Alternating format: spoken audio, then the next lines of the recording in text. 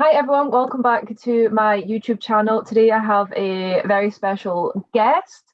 I have Aamir, who also has a channel here on YouTube, and he gives some great advice about kind of postdoc experience and PhD experience, tells stories, gives advice. So welcome Aamir to my channel. Thank you for having me. Yeah, no problem. Thank you for agreeing to come on board. So we thought today we'll just have a little discussion. I'd like to ask you some questions about your experience as a PhD student and your current experience as a postdoc as well. So to begin with, would you mind to introduce yourself? What university are you at? What are you doing? What's your project? Just tell me everything. Go ahead. I can take half an hour, but I won't take too long on this question. So I'm now currently a postdoc at University of Leicester. I'm based at one of their hospitals because the work I do is more clinical. So I'm based in the research labs in the hospital, in Glenfield Hospital in Leicester. My work as a postdoc is in respiratory pharmacology. So I'm looking at why do people who have severe asthma become resistant to steroid treatment. I'm looking at the molecular pathways as to how does that resistance occur, and can we reverse it, combat it, or prevent it? So then those patients don't undergo high doses of steroids, which is quite a burden in terms of a treatment. So that's kind of my postdoc experience. My PhD, I did my PhD in vascular pharmacology at De Montfort University, so same city, just a different university, between 2014 and 2018. And my research then was looking at how to stop tumor growth by targeting its blood vessels. So we know that tumors like to grow their cells and they need the blood supply. And that term is called angiogenesis. We use it for wound healing, for growth and repair, but tumors use it abnormally to try and keep them growing so they have oxygen and nutrients. They can get rid of their waste as well. And the common theme is anti-angiogenic therapy, trying to target that vasculature. So I looked at developing new small molecular compounds in the lab, seeing which one shows some interesting activity, and developed it there. So a little bit of drug discovery, medicinal chemistry, and vascular pharmacology was in my PhD. Yeah, that's so interesting. Yeah, because we haven't really had the chance to have a chat before this this interview kind of conversation. So yeah, it's really nice to hear what you're actually doing. So for your undergraduate degree then, did you study chemistry or was it like more pharmacology that you studied? No, it was actually biomedical science. Okay. So it was very difficult because I didn't do a master's as well to jump into high level chemistry at the time. The medicinal chemistry was a bit kind of alien to me. Now I did do a bit of a placement in my final year, kind of like a part-time research assistant job in medicinal chemistry, which kind of exposed me to the area and I was interested in. But the first year of my PhD was very difficult because I didn't get much support, which I'm sure may be one of your questions. And it made life very stressful. Time used to take ages in terms of doing an experiment because I wasn't well versed in the area from before. So yeah, biomedical science wasn't too helpful in my PhD, to be honest. But it was a means to an end, I guess. That's funny because I actually, before I transferred to do a chemistry degree, I actually did the first year of a biomedical sciences degree. So that was my original route that I was going to take. But I got to the end of my first year and I decided that I actually preferred like the chemistry side of things compared to the biological side. So I managed to get a transfer and I transferred into the second year of a chemistry degree, which was good. So I didn't waste a whole year. Yeah, so funnily enough, I was going to ask you so about your PhD experience in general. Did you enjoy it? What were the hardest parts and what were the best parts of your PhD? One of the best ways I described my PhD was it has been by far the most painful but the most beautiful experience of my life, all in the same time. Well, that's an oxymoron. Exactly, yeah. And it rightly so, because the hardest part was I didn't get paid for my PhD, so I had to work many jobs on top, which made Wow, life okay. already stressful. So I always use this bullet point figure just to illustrate. I didn't get paid for my PhD, so that made life difficult. I was the first PhD student for my supervisor, which was also difficult. I only had one person in my whole research group, which was me, which made life more difficult. I didn't have people to bond with or to learn from. I was the first PhD student from that side. So it was also a learning curve from my supervisor. Then 6 months in, my main supervisor stopped doing research. So even more responsibility was on me. And we had barely any funding then to fund the chemistry side of things. And there's more to it, but that alone is a difficult scenario to do a PhD in already. Just even number one, just not getting paid makes that difficult, because Wow, yeah.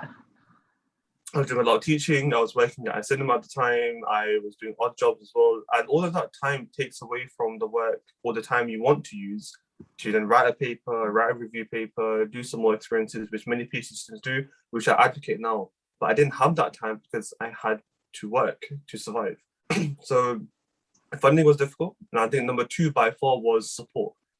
Now, to give you an idea, because you're from a chemistry background, you'd understand this, that I had a team of supervisors, but my first main supervisor was not a chemist. It was my second supervisor. So she couldn't help me with the chemistry side because I was the first part of my PhD. But my second supervisor was not really available, wasn't giving me the support that I needed. So I was stuck. And for many a time, and again, one of the statements I got, because one of the 5 things that I didn't mention is when I started my PhD, which is the main 6th one, my mother was diagnosed with a very severe form of asthma. So nearly every month, I was in hospital looking after her, to the point where I used to mark students' coursework bedside while she was on the nebulizer. Most of my work was done in the evening, at night, or in the hospital. Like most of my data analysis was on my laptop, bedside to hospital. And that alone makes my PhD incredibly, incredibly difficult. Many people have gone through torment and difficulty. I had all of these things together, and it made life very, very stressful. But because of all of that, I was hoping to get more support naturally. And one statement, not to go in depth about it, but one statement I got from my supervisor was, it might be in your best interest to maybe do an MPhil instead. Now that's very helpful to say to a person who's busting the gut day in, day out, 24/7. So maybe it's your best interest. Now she may have had good intentions. I respect that, but that alone is still hurtful, and that kind of keeps me up back to say, look, there is no way I did all of this. No disrespect to MPhil accreditation, but I came here to do a PhD and I will finish. So I think the 2 hardest parts was funding and the lack of support, because I was alone. I didn't have a postdoc to bond with or to learn from. I didn't have a PhD student who was 2 years ahead of me, so I could learn from them on how to do the techniques. My supervisor, who was supposed to teach me the chemistry side, wasn't there available. I couldn't even get a 5-10 minute meeting with him, And in research, you can't discuss everything in 5 minutes, like in between the meeting. You need a proper dedicated 1 hour a week minimum. Yeah. Go through the things to get support. And again, I was not as confident as I was now. And I wish supervisors would have been aware of that and helped. Because now that I am a supervisor for a PhD student, I know what not to do because I experienced the worst of it. So that's kind of the hardest part, but there's more to it.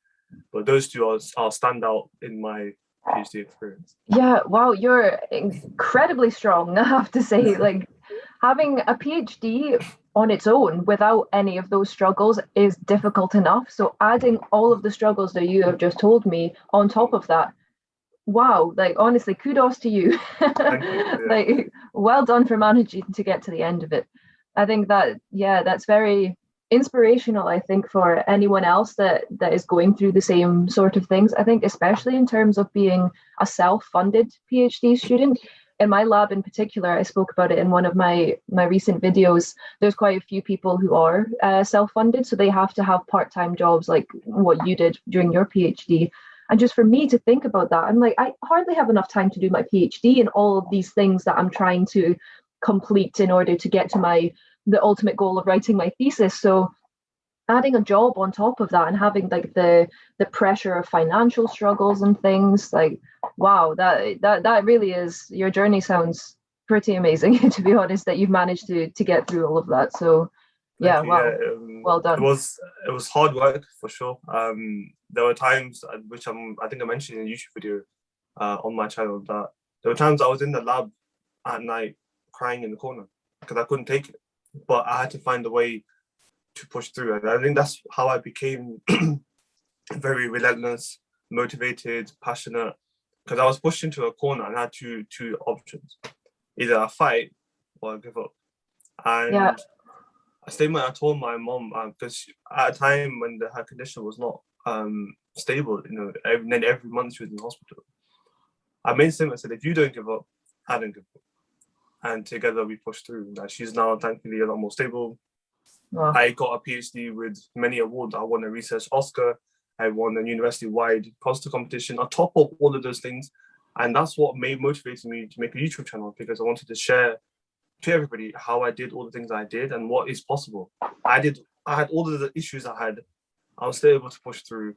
So if I can do it, anybody can. And if those of you who are scared about doing research, hopefully my example kind of motivates people to do that. Yeah, definitely. No, 100%. I think, yeah, that's very motivational. And hopefully a lot of people from my channel jump over to yours too and can hear more about your experience. Yeah. Thank you. So on the flip side of things then, what would you say were your best parts of your PhD and what were the best outcomes, I guess? So you've already mentioned that you gained a lot of personal skills and personal attributes from your time in your PhD. So was there any other parts that you think were rewarding, or what else did you gain from your PhD, the positive parts? Thankfully, there are quite a few, which I'm pleased about. And I think a few from the personal side, kind of like character building, how I became a relentless researcher now compared to before is a big skill. But I think giving the confidence that I was able to do research independently. Now, communication-wise, so winning those awards gave me the confidence to say that, look, you can talk about research really well.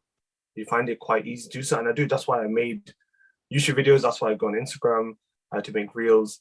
And I think that's been one of the biggest highlights. Number two, the networking. I got to meet people from all around the world.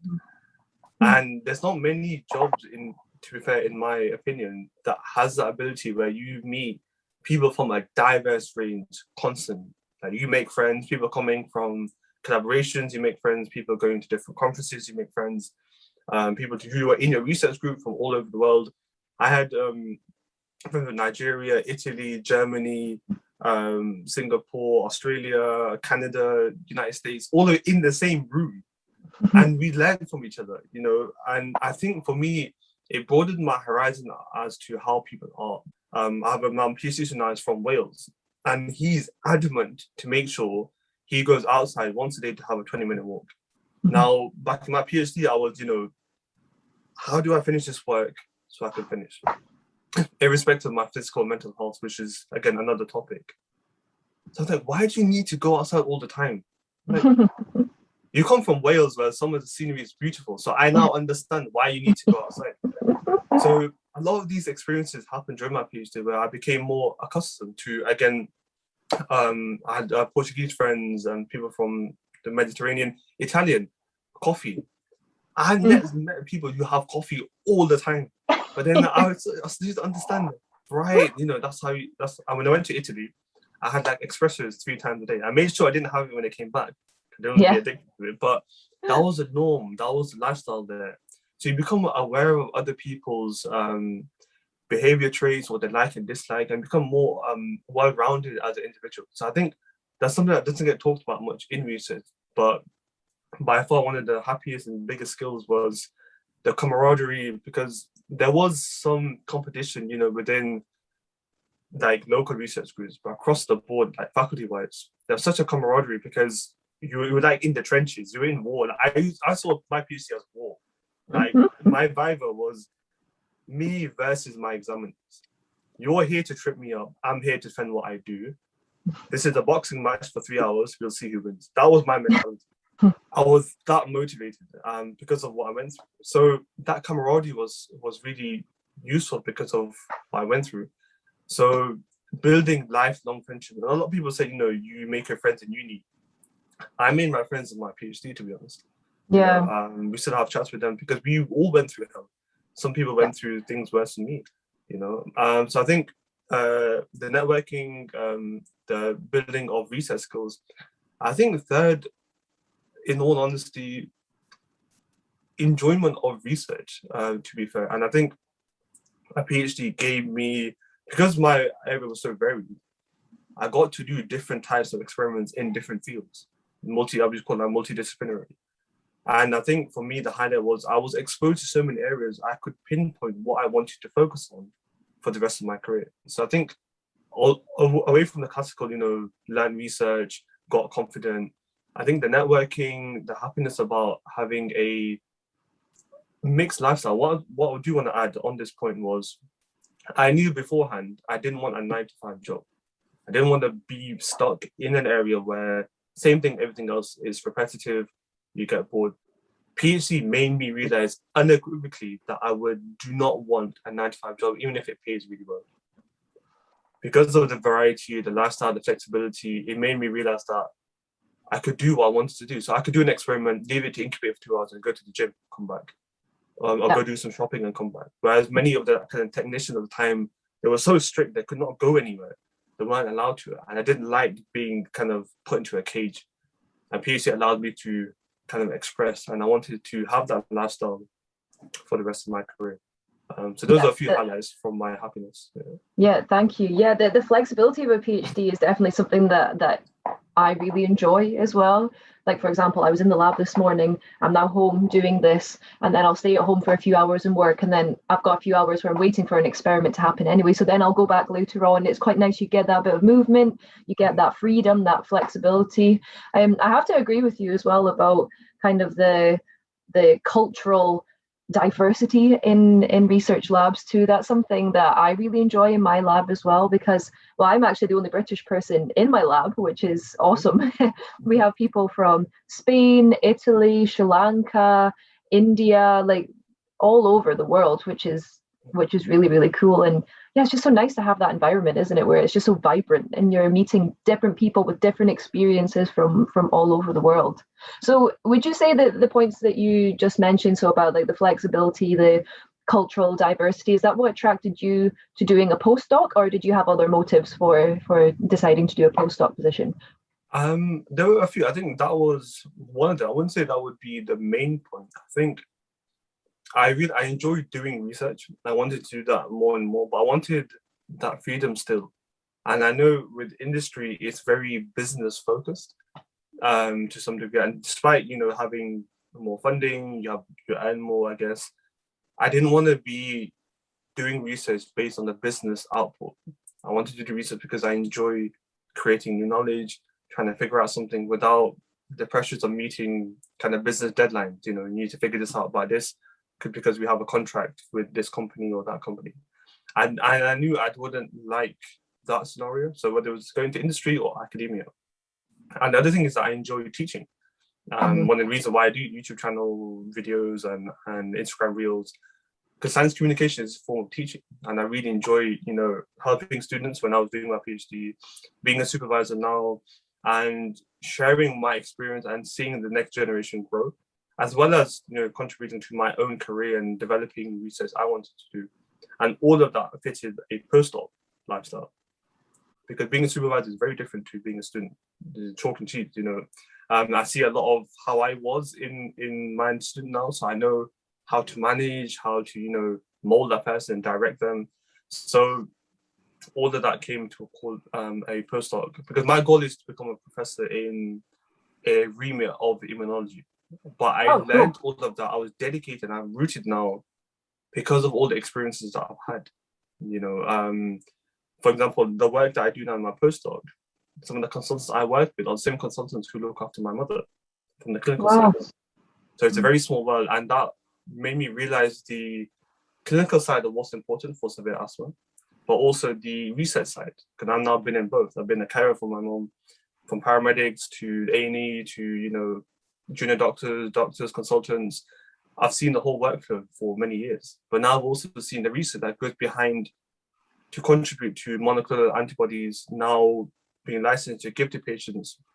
My mom's actually on one of them, and I've done research on that particular monoclonal antibody that has changed the life of many severe asthma patients. So I've seen both sides, and it made me realize how both sides are needed. And doing research clinically helps to do both of those things. And I've seen how much of a difference it's made to people's lives.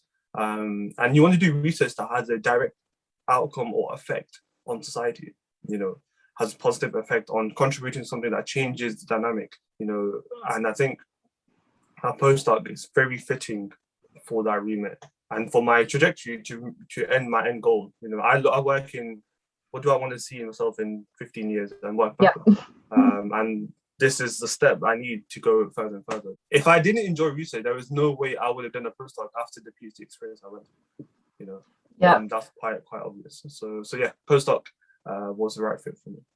No, that's awesome. I wish you the best of luck on your journey to becoming a professor and lecturing and teaching, which seems to be your passion. So best of luck. It's quite a competitive area though, isn't it? It is. Immunology is quite, and again, with the teaching side, I want to predominantly do research, and when you have a research group that are contributing, but there are a few new emerging trends that warrant further investigation. But here's me now talking like a researcher, and I think that is where maybe some of my skills, expertise, and passion lies, in these emerging trends coming out of immunology that that are helping to curb non-communicable diseases like cancer, diabetes, cardiovascular disease, asthma to some degree.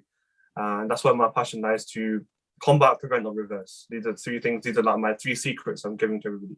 This is how I look at research: try to combat something, try to prevent something from occurring, or trying to reverse something that's already happened.